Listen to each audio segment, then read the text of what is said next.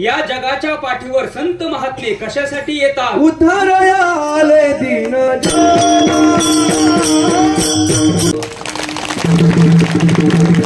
उद्धारया आले दीन जना ब्रह्ममूर्ती संत जगी अवतरले. संत महात्म्यांचा अवतार असतो बर का.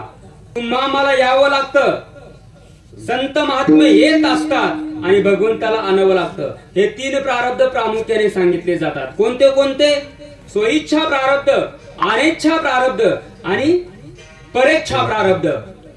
भगवान परमात्म्याला आणावं लागतं. तुम्हा आम्हाला यावंच लागतं. आल्यानंतर कर्म करावंच लागतं.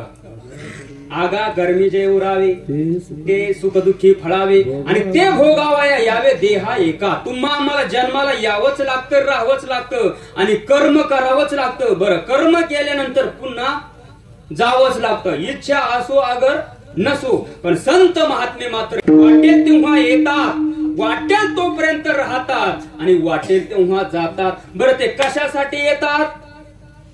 हे जे आडरानाने धावणारं जग आहे ना, त्या जगाला सन्मार्गाने लावण्याकरता संत महात्मे येत असतात. बरं, ते कुठून येतात?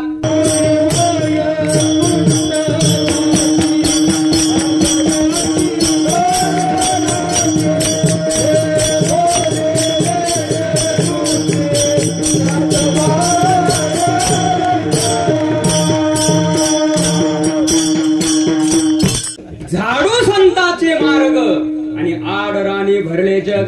कुठून येतात? कारण त्यांचा पत्ता स्वतः त्यांनी सांगितला. आम्ही वैकुंठवासी. कशासाठी आलो याची कारणाशी. आडराने भरले जग. आडरानाने ते धावणारं जग आहे. त्याला रस्त्याला लावण्याकरता, त्याला मार्गाला लावण्याकरता बुडत से जान न देखावे डोळा येतो कळवळा मनुनिया.